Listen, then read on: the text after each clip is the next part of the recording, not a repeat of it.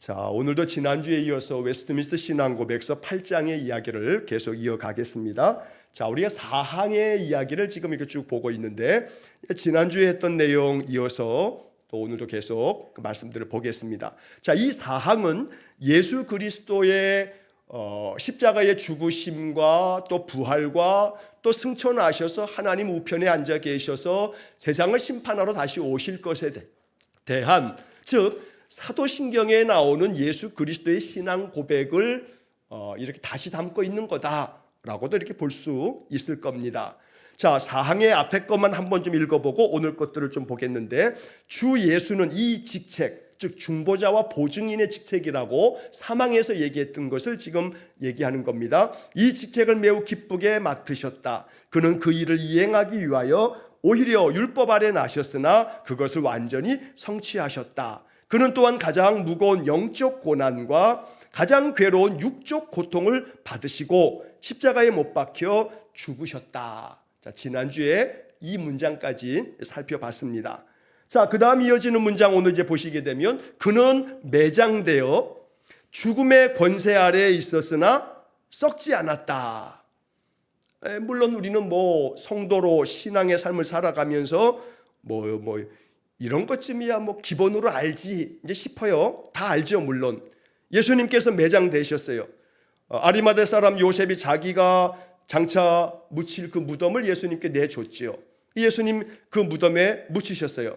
물론 이 매장이라고 하는 것은 우리나라처럼 이 매장 문화, 그러면 우리는 땅을 이렇게 파서 관을 그 위에다 밑에다 이렇게 내리고 흙을 덮는 그런 매장 문화가 아니고, 이 이스라엘의 매장이라 하는 것은 동굴을 이렇게 파고 그 동굴 안에 시신을 이렇게 올려놓을 수 있는 곳을 이렇게 만들어 놔서, 그래서 이제 향품을 가지고서, 이 향품이라고 하는 것이 모략이라든가 또 시체가 썩더라도 냄새를 좀 나지 않게 하는 유향을 바른다든가, 그러면서 이제 세마포 천으로, 우리식으로 하면 이제 수의가 되겠습니다만, 이걸 쭉 천으로 이렇게 두르고 난 다음에 그 다음에 그 동굴 안에 파놓은 그곳에 이렇게 뉘어두고 그 다음에 바깥에다가 이제 돌을 이렇게 딱 막아두는 것이 이 이스라엘 사람의 그 장래의 그 예법입니다. 자, 그래서 예수님께서 이렇게 매장되어 죽음의 권세 아래에 있었으나 썩지 않았다.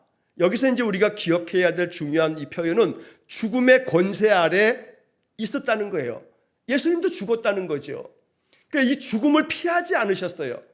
예수님이 죽으셨다라고 하는 것은 이것이 예수님이 인간으로 오셨다라고 하는 중요한 징표가 되기도 해요. 죽음의 권세 아래에 있었지만, 그러나 반전은 뭐냐면 썩지 않았다. 썩지 않았다. 이것이 예수님께서 십자가에 죽으시고 묻히셨지만 사흘 만에 부활하셨기 때문에 이 사흘 동안에도 예수님의 그 시체가 썩지 않았다. 그래서 이게 가끔 지금은 그렇게 얘기하는 사람들이 별로 없지만, 옛날에는요 예수님이 죽은 건 아니다 라고 주장하는 사람들이 있었어요. 한국에도 그런 종류의 이런 이단들이 종종 이렇게 나타나곤 해요. 예수님이 죽은 게 아니고 예수님께서 완전히 기절하신 거다. 사흘 동안에 깨어나지 않으실 정도로 기절하셨다가 다시 깨어난 거다 라고 하면서 예수의 그 죽음 자체를 부정하는 얘기를 하는 사람들이 있었어요. 초대교회도 그런 이단들이 많았고요.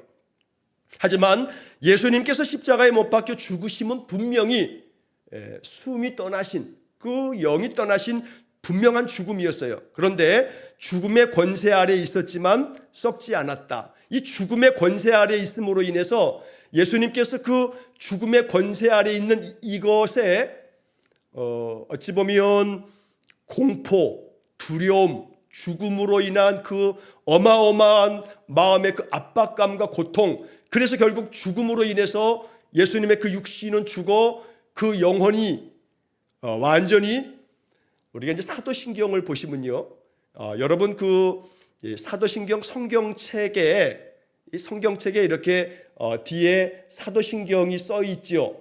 자, 그런데 사도신경 뒤에 성경책 있으신 분들은 한번 성경책 맨 앞에를 한번 보세요. 그 사도신경이 이렇게 있는데, 그 사도신경에 보게 되면 우리가 가지고 있는 이 성경책에 있는 사도신경이 다 그게 써 있어요. 자, 본디오 빌라도에게 고난을 받아 십자가에 못 박혀 죽으시고 그 다음에 장사된 지 사흘 만에 라고 하는 부분에 장사된 지 바로 옆에 조그만 숫자가 붙어 있을 거예요. 숫자 2번이 딱 써 있고 그 밑에 가면 그 숫자 밑에 숫자에 대한 해설이 하나 붙어 있는데 뭐라고 붙어 있냐면 장사되시어 지옥에 내려가신 지가 공인된 원문에는 있으나 대다수의 본문에는 없다라고 이게 써 있을 거예요. 여러분 성경책에 다 써 있어요. 제 성경책에만 있는 게 아니고. 자, 원래 공인된 원문에는 이 사도신경이 만들어졌을 때 원래 원문에는 그 라틴어 원래 원문에는 장사되시어 그렇게 끝나는 게 아니라 지옥에 내려가신 지 사흘 만에 이렇게 돼 있다는 거예요.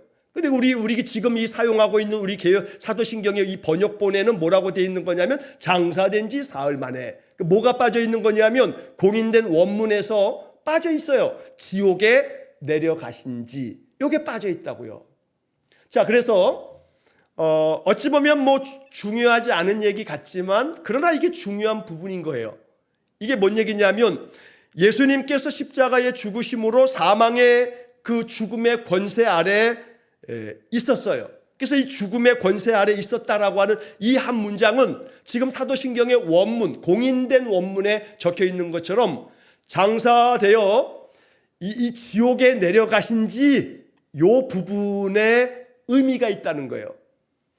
자, 인생들이 죽으면 물론 그 영혼이 하나님의 나라에 가나 예수님께서는 그 죽음과 함께 하나님 나라로 그 영혼이 탁 가신 게 아니라 예수님이 죽으셨으면 육신은 죽었는데 예수님의 영혼은 어디가 있는 거냐? 사흘 동안에 예수님의 영혼은 지금 어디가 계신 거냐? 어디 갔다 오셨냐? 예수님의 영혼이 이런 궁금증이 생길 수 있죠. 어디 가셨냐면 사도신경의 그 공인된 원문에서 우리에게 알려주는 것은 예수님이 그 사흘 동안에 시체는 육신은 시체가 되어 무덤에 묻혀있는 그 사흘 동안에 예수님의 영혼은 어디에 가셨다고요? 사도신경이 뭐라고 되어 있어요? 지옥에 내려가신지.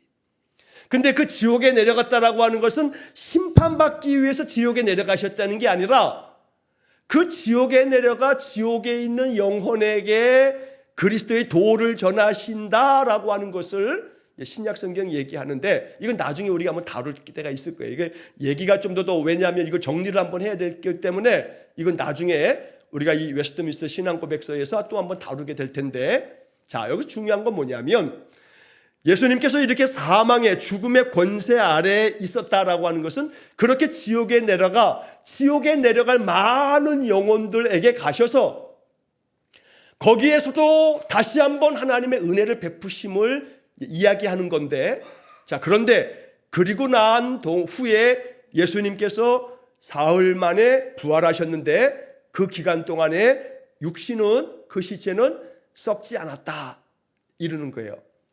자, 이것을 단순히 교리적으로 예수님이 십자가에 죽으시고 장사되신 후 사흘 만에 부활하셨다, 이걸로 그냥 나는 믿습니다 라고 끝날 문제가 아니라, 제가 지난주에도 그 전주도 계속 강조하여 말씀드리는 것은 교리는요 그런 지식으로 머리에 남아 있어야 될 그런 내용이 아니라 이 교리는 우리의 신앙의 삶을 더욱더 능력 있게 만드는 그런 원천이 되는 거예요.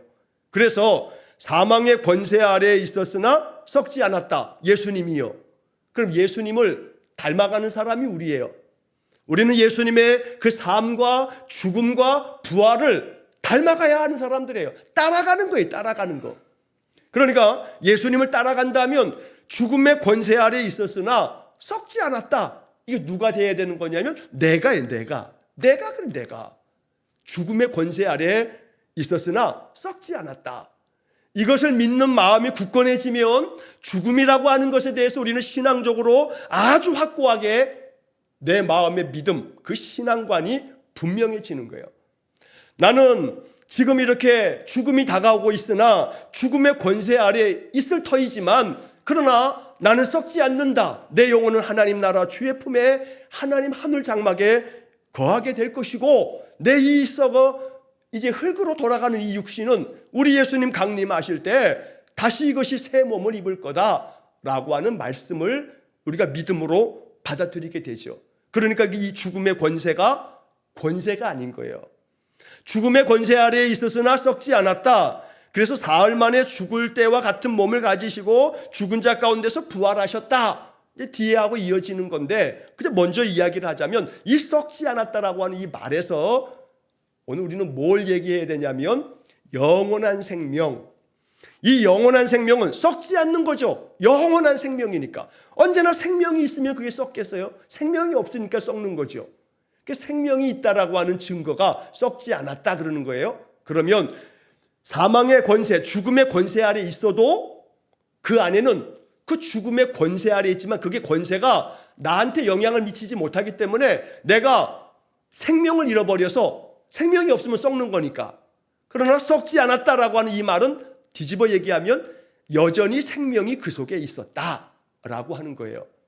우리가 죽지만 육신은 잠시 흙으로 돌아가지만 예수님 강림하실 때 이건 다시 살아나 새 몸을 입게 될 거고 나의 영혼은 썩지 않으니까 하나님 나라에서 영원한 생명을 누리며 하나님 그 거하시는 장막에 거하게 되는 거죠. 자, 그러면 이것이 나의 오늘의 삶에서 일상의 삶에서 이 말씀이 어떻게 적용되어야 하냐면 죽음의 권세 아래 있었으나 썩지 않았다. 여러분 실존주의 철학자 중에 키에르케고르라고 하는 사람이 있어요. 옛날에 목사님들은 이 키에르케고르라고 하는 얘기를 강단에서 참 많이 하셨어요. 옛날 그저 한 30년, 30년, 30년 전에 목사님들은 신학교에서 그때 신학교 교수들이요 이 키에르케고르에 대해서 굉장히 감동을 많이 받아가지고 그 시대의 목사님들은 설교 시간에 키에르케고르 얘기를 얼마나 많이 했는지 몰라요. 저도 옛날에 이 교회에서 전도사 시절에 30년 전에 막 그때 목사님들은 설교 시간에 1년에도 수없이 키에르케고르 얘기를 들어요. 근데 이제 그 중에 대표적으로 많이 듣는 얘기가 뭐냐면 이 키에르케고르라고 하는 사람이 쓴 책 중에 죽음에 이르는 병이라고 하는 제목의 책이 있어요. 대표적인 그 사람의 이제 책이기도 한데 죽음에 이르는 병. 자, 내용을 그냥 한마디로 얘기하자면 거기에 뭐 실존주의라고 하는 철학이 뭐 다 담겨 있다고 뭐 얘기하지만 그건 다 거두절미하고 죽음에 이르는 병이 뭐냐? 한마디로 그냥 단도직입적으로 얘기하면 절망이다, 절망. 절망은 곧 죽음에 이르는 병이다 라고 얘기하는 거예요. 그래서 인간의 그 실존이라고 하는 것은 결국 그 절망 속에서 죽음에 이를 수밖에 없는 그런 존재, 그런 존재가 구원 얻을 길은 예수밖에 없다라고 하는 결론에 이르는 거죠. 자, 그래서 여기 죽음의 권세 아래에 있었으나 썩지 않았다. 그러나 결국 이 말은 죽음의 권세 아래에 있지만 그 권세가 힘을 발휘하지 못하면 이 죽음이라고 하는 이 권세가 권세 있게 우리를 팍 해서 그냥 완전히 그냥 죽게 만들어야 되는데 여전히 그 안에 생명이 있으니까 썩지 않는 거 아니겠어요? 그러니까 이 죽음의 권세가 권세예요? 권세가 아니에요. 권세가 아니에요. 그러니까 이 죽음의 권세가 권세를 발휘하지 못한다고요. 왜냐하면 그 예수 안에 있는 생명이 더 강하고 더 영원하기 때문에. 근데 우리는 그 예수를 믿는다고요. 예수님을 본받고 따라간다고요. 그러니까 우리는 어떻게 돼야 돼요? 이렇게 돼야 되는 거예요. 죽음의 권세 아래에 있지만 썩지 않는 거예요. 우리 마음 심령이 말이에요. 그러니까 어떠한 인생의 그 절망적인 순간이 찾아와도 그 절망이라고 하는 죽음의 권세가 나를 확 눌러서 절망으로 인해서 결국 죽음을 선택하거나 죽음으로 이르게 되는 그런 순간에도 이번 생은 망했어. 애들 말로 이생망 그래. 이생망 애들이 줄여가지고 뭐 요즘에 말 줄이는 게 얼마나 유행인지. 이번 생은 망했다. 이생망 그래. 이생망. 이생망 그러면 저게 뭔 말인가 하지 마시고 이번 생은 망했다라고 하는 자조적인 젊은이들의 그 절망하는 마음을 얘기하는 거예요. 그런데 그 안에 뭐가 없는 거예요? 생명이 없는 거예요. 생명이. 그 생명이 없으니까 애들 마음이 썩는 거죠. 뭐 애들만은 아니죠. 물론 뭐 세대를 막론하고. 문제는 예수 믿는 사람들 안에도 그렇다면 이 웨스트민스터 신앙 고백서를 포함해서 기독교 신앙의 이 영원한 생명을 우리가 이게 머리로는 영원한 생명, 영생 뭐 어쩌고 저쩌고 뭐 말을 할 줄은 알지 몰라도 그게 내 것은 아닌 거예요. 내 것은. 그러니까 영생, 영원한 생명이라고 한다면 그 생명이 영원해야 되는 거예요. 죽음의 권세 앞에서 어느 순간에는 콱 꼬꾸라져 가지고 그 생명이 그냥 완전히 그냥 생명을 잃어버리면 그 영원한 생명 아니잖아요. 그 영원한 생명은, 영생은 죽고 난 다음부터 시작되는 게 아니라 이미 인생 안에 영생이 경험돼야 되는 거예요. 썩지 않는 생명. 죽음의 권세, 그 절망이 아무리 내 삶의 사방으로 우겨싸도 결코 마음이 썩지 않아요. 내 안에 생명이 여전해요.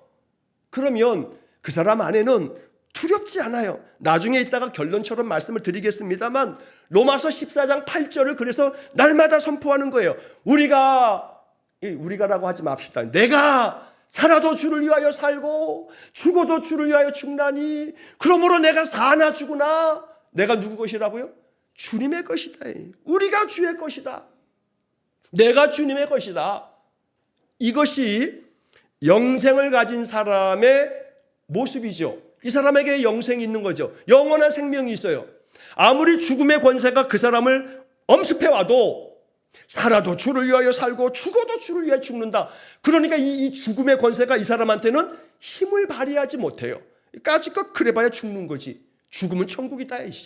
그러면 마음에 배포가 생겨가지고 결국 사나 죽으나 내가 주님의 것이다 라고 선포할 줄 아는 이 말씀이 내 것이 되어 있는 사람에게는 이 죽음의 권세는 아무것도 아닌 거예요. 죽음의 권세 아래 있으나 썩지 않는 예수님을 닮은 사람이 되어 있는 거죠. 그러니까 우리 인생에 대한 부분에 있어서 우리의 인생관이 말이에요. 이 죽음에 대한 우리의 이 가치관이 결코 두려워하지 않는, 내 안에는 영원한 생명이 있다. 그래서 내 육신이 숨을 거두어도 내 안에 있는 생명은 썩지 않는다 라고 하는 그런 확고한 믿음, 이것이 우리 안에 충만해져 있을 때 인생의 삶에 있어서 거침이 없어요. 두렵지 않아요. 당당하게 맞서 나가면 돼요. 그래서 오늘 이 짧은 한 구절, 그는 매장되어 죽음의 권세 아래 있었으나 썩지 않았다. 예수님이 그런 건데 나도 그렇다. 나도 그렇게 예수님 따라가고 있다 라고 선포하고 그렇게 고백할 줄 알 때 이것이 말 그대로 신앙 고백, 내 신앙 고백이요. 웨스터민스터 신앙 고백이니까 400년 전에 1600년대 그 사람들의 신앙 고백이 아니라 이것을 나의 신앙 고백으로 받아들이는 오늘 우리들에게, 나에게 이 예수님처럼, 내가 믿는 이 예수님처럼 나도 죽음의 권세 아래 있지만 내 마음 심령은 썩지 않는다. 내 안에 영원한 생명이 있으므로 이렇게 선포하면서 인생을 살아갈 수 있기를 간절히 축복합니다. 자, 그 다음에 사흘 만에 죽을 때와 같은 몸을 가지시고 죽은 자 가운데서 부활하셨다. 자, 예수님께서 죽은 지 사흘 만에 이제 죽은 자 가운데서 부활하셨다라고 우리가 사도신경에서도 신앙 고백을 하죠. 자, 그러면 여기 이제 마지막 문장에만 주목하시자고요. 죽은 자 가운데서 부활하셨다 그래. 죽은 자 가운데서. 결국 이 말은 뭐냐면 죽은 자 가운데서 부활하셨어요. 예수님은 부활하셨는데 그 주변에는 뭐가 있는 거예요? 죽은 자들이 있는 거예요. 죽은 자들 가운데에서 예수님이 부활하셨다고요. 자, 이것이 우리의 신앙이 되는 거예요. 사람들은 다 죽어나 자빠지는 마음으로 사는데 나는 꼿꼿하게 서가지고 난 살아있어. 사람들이 다 죽겠다고 탄식하는 그때에도 나는 여전히 주를 찬송하면서 꼿꼿하게 내 신앙 지키며 인생을 감당해내고 있어. 아니, 당신은 지금 뭘 저기라고 그렇게 노래를 부르냐고. 당신 지금 죽을 것 같이 생겼는데 지금 해도 그렇지 뭐 죽으면 죽는 거지 하면서 그냥 에스더처럼 죽으면 죽으리다 하면서 우리 안에 있는 영원한 생명이 능력을 발휘하도록 그렇게 우리의 믿음의 역사가 일어난다면 우리는, 많은 사람들은 죽은 자 가운데 있지만 나는 그 가운데서도 부활하는 거예요. 부활하는 거예요. 제가 이 부활에 대한 얘기는 한 번씩 할 때마다 그 말씀을 드리잖아요. 이 활자가 활자, 다시 부자예요. 다시, 또다시, 활, 말 그대로 이 활이라고 하는 말이요, 이 활동하는 거잖아요. 활동. 다시 활동하는 거예요. 만약에 죽었다가 다시 살아나는 것이니까 다시 태어나는 거잖아요. 그러면 우리가 사람이 태어났다 그러면 출생, 뭐 위대한 성인이 태어난 날은 탄생 그러잖아요. 자, 출활, 탄활 그래요? 아니에요. 그땐 생을 써요. 생. 낳았다고요. 낳았다고. 태어났다고. 그러면 죽었다가 다시 태어났으니까, 다시 살아났으니까 부생 그래야 될 것 같지만 부생이라고 안 하고요. 부활이라고 해요. 부활. 우리는 다시 살아남을 통해서 단순히 출생이 아닌, 그래서 거듭남 그러면 우리가 거듭났다라고 하는 말을 우리가 이제 한자말로 쓸 땐 중생 그러잖아요. 거듭 중에다가 날생자 써가지고 중생 그래요. 중생만 되면 안 되는 거예요. 이게 중생이 자칫 중생에서 그냥 났어. 다시 났는데, 다시 났으면 그 안에 뭐가 있어야 되냐면 활이 있어야 돼요. 활. 활기가 있어야죠. 활력이 있어야죠. 활동적인 역사가 일어나야죠. 그래서 저는 이 부활이라고 하는 단어가 너무너무 은혜롭고 좋아요. 우리가 예수 안에서 죽은 자 가운데서 우리는 부활해야 할 사람들이에요. 그러면 죽고 난 다음에 영원히 천국 가고 나중에 이 몸이 예수님 오실 때 부활하겠지라고 하는 그런 어떤 교리로서만 지나치지 마시고, 부활은 날마다 내 삶 속에서 경험되어야 한다. 다시 활기가 있어야 돼요. 새 아침을 맞이하면 내 안에 새 생명 주신 하나님으로 인해서 내가 죽은 자 가운데서 부활하는 신자가 되어야죠. 근데 이 심령 안에 활기가 없어. 활력이 없어. 기력이 하나도 없어. 이게 뭐 산자이지만 산자 같지 않고 죽은 자 같아. 그럼 그 사람의 마음은 이미 죽음의 권세 아래 완전히 놓여서 그 마음 심령이 썩어가는 거죠. 그래서 우리는 그럴 때마다 내 마음 다시 한번 확 붙잡아서, 여러분 그럴 때 읽기 참 좋은 성경이 로마서예요. 로마서를 사랑하세요. 로마서를 사랑하세요. 로마서의 말씀을 곰곰이 곱씹다 보게 되면 이 로마서에서 생명을 발견한 사람들이 너무너무 많아요. 2000년 교회 역사 가운데 많은 신앙의 우리의 그 선배들 가운데서 성경 가운데 어떤 말씀에 어떤 성경에서 당신의 인생이 변화됐냐 그러면 로마서를 꼽는 사람들이 무지무지하게 많아요. 그렇다는 것은 로마서에 뭔가 있다는 거죠. 로마서에 뭔가가 있어요. 여러분 권면합니다. 물론 그렇다고 해서 뭐 66권 중에서 다른 건 어떤 뭐 덜 중요하고 뭐 그런 건 아니지만, 그러나 이 로마서에서 정말로 뭔가를 이 생명의 능력을 발견하는 사람들이 너무나 2000년 동안에 많았기 때문에 여러분 그걸 한번 좀 마음속에 새기시면서 한번 로마서를 붙잡고서 한번 씨름을 한번 해보세요. 로마서를 그냥 읽고 또 읽고 또 읽고 한번 로마서를 한번 붙잡고 한번 야곱처럼 한번 씨름해 보세요.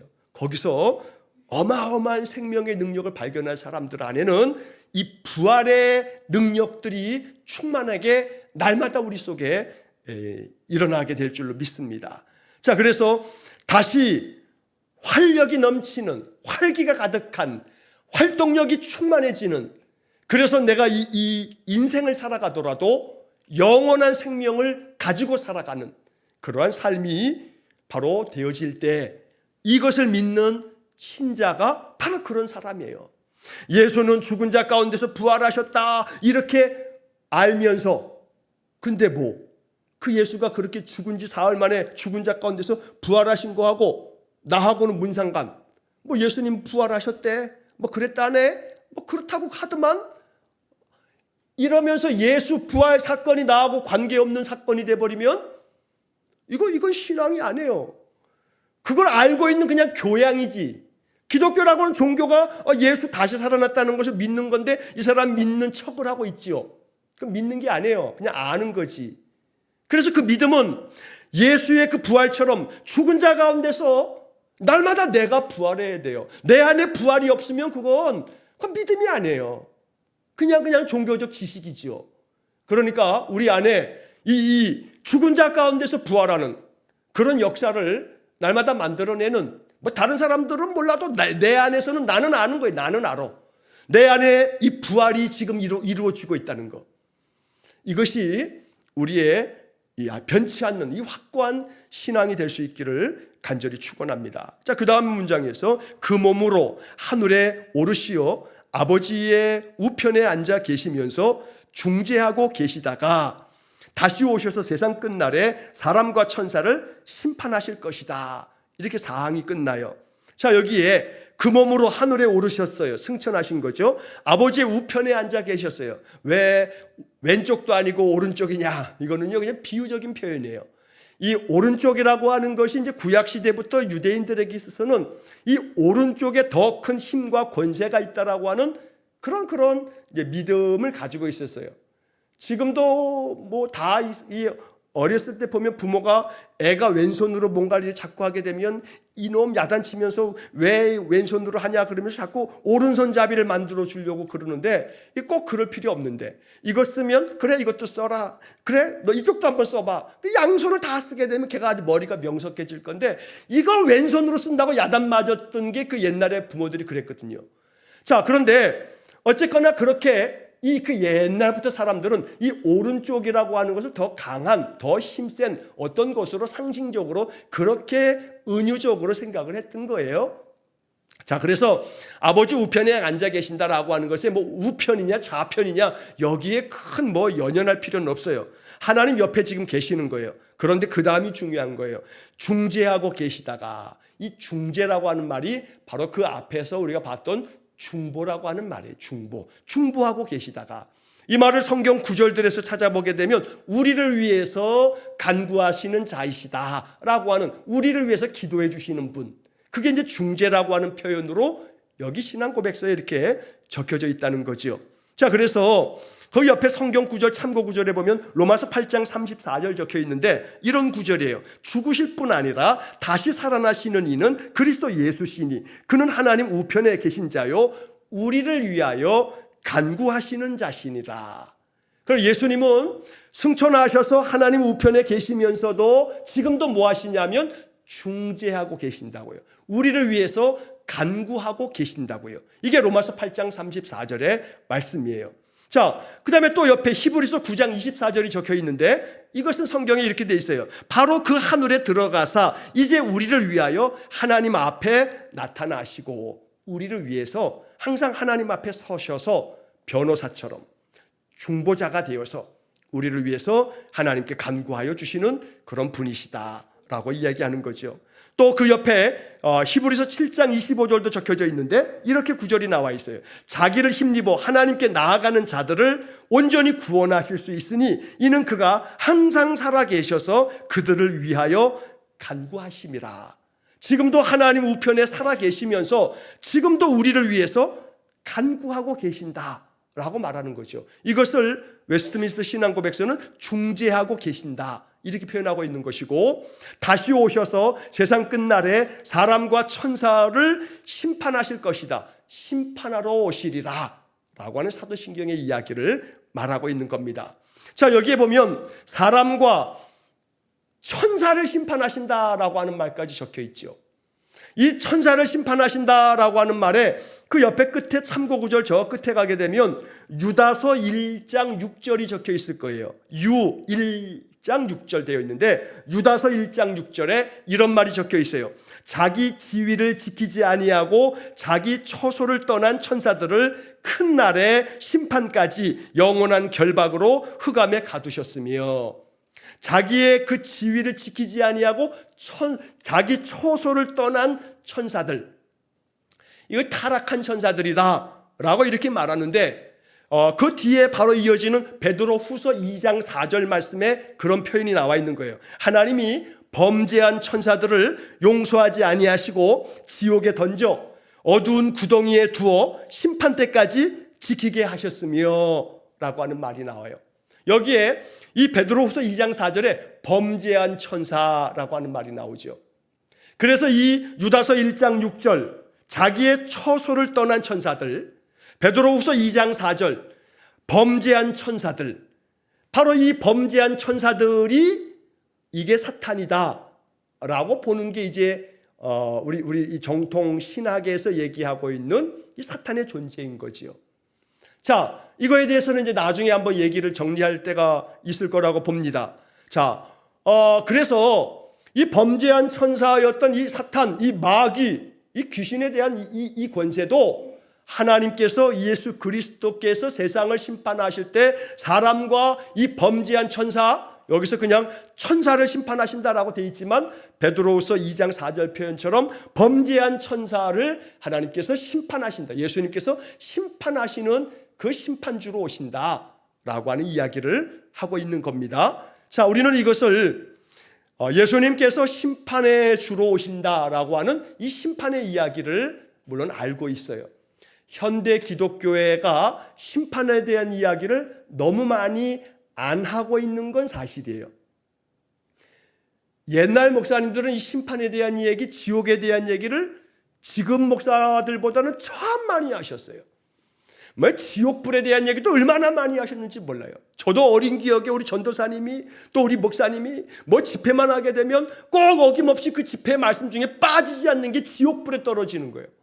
어린 마음에는 그게 얼마나 아주 뭐 생생하게 그 얘기를 하셨는지 아주 스토리텔러였어요. 그래가지고 막 무서웠거든요. 자, 그런데 그렇게 지옥에 대한 이야기가 신학적으로 정리되지 않은 부분도 물론 있었지만 굉장히 강조되어짐으로 심판에 대한 이야기가 그 시대에는 그렇게 있었는데 오늘날에는 심판, 지옥 이런 얘기를 목사의 설교 중에서 별로 듣기 어려운 그런 시대가 돼버렸어요. 이걸 어떤 사람들은 교회에 세속하다라고 말하기도 해요. 분명히 성경은 심판을 얘기하고 있는 거예요. 근데 이 심판을 얘기하는 것을 잘 안 해요. 그래서 한국교회 목회자들의 그 설교를 분석해 보면 목사들이 설교의 본문을 선택할 때 가장 많이 선택하지 않는 본문이 선지서예요. 선지서. 구약의 선지서들. 물론 그나마 이사야라든가 예레미야보다는 이사야. 왜냐하면 이사야 40장부터 66장까지는 거기는 정말 철철 흘러넘치는 기쁨의 복음이 많이 담겨 있거든요. 근데 그 앞에 있는 내용들이라든가 또 예레미야 같은 경우는 이 심판의 얘기가 너무너무 많아요.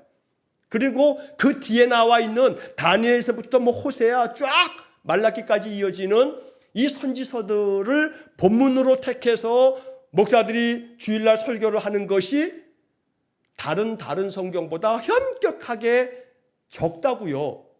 그만큼 심판을 강조하지 않다고요. 이러니까 우리들의 마음속에, 우리 여기 현대 신자들의 마음속에는요, 이 기독교 신앙이라고 하는 것이 심판에 대해서는 좀 옛날 우리 신자들보다 감각이 너무 많이 떨어져. 신앙이 너무너무 떨어져 있어요. 그 심판에 대한 이 두려움도 없어요. 그 뭐 심판이 있을 것 같지도 않고, 그 뭐 종말이라고 하는 것에 대한 것도 마찬가지고, 너무나 한국교회 안에 종말론, 시한부 종말론자들이 너무나 나쁜 영향을 미쳤기 때문이기도 하지만, 그러나 시한부 종말론은 잘못됐지요. 시간이 정해져 있어가지고 이때의 종말이 온다, 이런 거는 얼마나 잘못됐어요. 그러나 종말이 있음을 얘기하면서 그때 심판이 있을 거라는 이야기가 강단에서 사라지게 되면 기독교가 이거 온전치 못하게 되는 거죠. 자, 그래서 여기 지금 이 말씀 속에서 다시 오셔서 세상 끝날에 사람과 친사를 심판하실 거다, 이 그리스도에 대한 이 이야기를 통해서 우리는 심판의 날, 세상의 끝날이 있음을 우리가 항상 마음에 염두에 두고, 그러면서 주님 오실 그날까지 언제나 내 믿음 지켜 내가 주님 앞으로 나아가 늘 믿음 안에서 오늘 이 본문의 이야기처럼 이 죽음의 권세 아래 있으나 결코 썩지 않는 생명을 가지고 있는 삶을 살아가는 그런 신자가 되어질 때 우리는 그 심판의 날이 반대로 우리에게는 구원의 날이요 멸류관 받는 날이 될 줄로 믿습니다. 자, 그러므로 오늘 이 사항의 이야기를 우리가 함께 쭉 읽어보면서 이제 마지막으로 한 구절로 이 이야기를 좀 마무리하고 정리를 하려고 합니다. 자, 이 사항에 나와 있는 성경 구절들은 아닌데 여러분 옆에다 하나 메모를 좀 해놓으셔도 좋겠어요. 빌립보서 3장 10절과 11절 말씀입니다. 자, 빌립보서 3장 10절 11절. 이거 참 은혜로운 말씀이고 우리의 신앙에서 대단히 중요한 말씀이에요. 빌립보서 3장 10절과 11절. 이렇게 되어 있어요. 내가 그리스도와 그 부활의 권능과 그 고난에 참여함을 알고자 하여 그의 죽으심을 본받아 어떻게 해서든지 죽은 자 가운데서 부활에 이르려 하노니. 자, 이 빌립보서 3장 10절과 11절의 말씀이요, 우리 안에 너무나 귀한 은혜를 주는 거예요. 자, 다시 한번 이 개역개정 성경만 먼저 한번 보겠습니다. 내가 그리스도와 그 부활의 권능과, 부활의 권능, 아까 말씀드렸죠. 활. 다시 하루를 살잖아요. 아침이면 하루가 다시 시작돼요. 어떻게 시작해야 돼요? 활기가 넘치는 마음으로 활력 있게 하루를 시작해야 되지 않겠어요? 그게 부활한 성도라고요. 자, 그래서 이 부활의 권능과, 그러면서 우리 인생에는 또 여전히 뭐가 있어요? 고난도 있어요. 예수 잘 믿는다고 고난이 다 없는 게 아니잖아요. 그러니까 부활의 권능과 그 고난에 어떻게 하는 거냐면 참여한다고요. 참여하는 거예요. 고난에도 참여하고 부활의 권능에도 참여해서 내 안에 활기와 활력이 넘쳐나는 생명력 있는 삶을 살아가는 거, 이게 참여죠. 이 참여. 그러니까 예수 그리스도에게로 참여가 돼야 돼. 관중처럼 바깥에서 구경만 하는 게 아니라 경기장에 같이 뛰어들어가 참여하는 자처럼 말이에요. 내 신앙이 참여자가 될 때 부활의 권능에도 참여하고 또 고난에도 참여할 줄 아는, 그래서 내가 이 땅에서 인생 속에 고난을 당한다 할지라도 결코 두렵지 않게 고난을 맞서 나아갈 줄 아는, 그래서 그것을 참여하는 것을 알고자 해서 이것을 알려고, 이걸 참여하려고 뭘 본받는다고요? 그의 죽으심을 본받는 거예요. 그의 죽으심을 본받아. 예수님의 죽으심을 본받으면 부활의 권능도 알게 되고 또 그 고난에도 참여할 수가 있게 돼요. 자, 그렇게 되어졌을 때 어떻게 해서든지 죽은 자 가운데서 부활에 이르는 거예요. 부활에 이르는 거. 누가요? 바울이. 내가 앞에 주어가 그거잖아요. 내가 죽은 자 가운데서 어떻게 해서든지 죽은 자 가운데서 부활에 이르려고, 그래서 내가 그리스도의 죽음을 본받고 내가 그리스도의 고난에도 참여하고 부활의 권능 가지고 살아간다 라고 말하고 있는 거죠. 자, 이 빌립보서 3장 10절과 11절의 말씀을 세번역 성경으로 보면 이렇게 번역이 되어 있어요. 내가 바라는 것은, 바울의 이야기예요. 여기서 내가는 바울이죠. 지금 내가 바라는 것은 그리스도를 알고 그분의 부활의 능력을 깨닫고 그분의 고난에 동참하여 그분의 죽으심을 본받는 것입니다. 11절, 그리하여 나는 어떻게 해서든지 죽은 사람들 가운데서 살아나는 부활에 이르고 싶습니다. 야, 아주 멋진 선언이에요. 이 빌립보서 3장 10절 11절은 세 번역으로 읽을 때 이해가 팍팍 되고 은혜가 돼요. 한 번 더 읽어드릴게요. 내가 바라는 것은 그리스도를 알고 그분의 부활의 능력을 깨닫고 그분의 고난에 동참하여 그분의 죽으심을 본받는 것입니다. 그리하여 나는 어떻게 해서든지 죽은 사람들 가운데서 살아나는 부활에 이르고 싶습니다. 이런 바울의 위대한 이 소망 가득한 선포, 이 소망, 이 기도, 우리 것이 되어야 되는 거죠.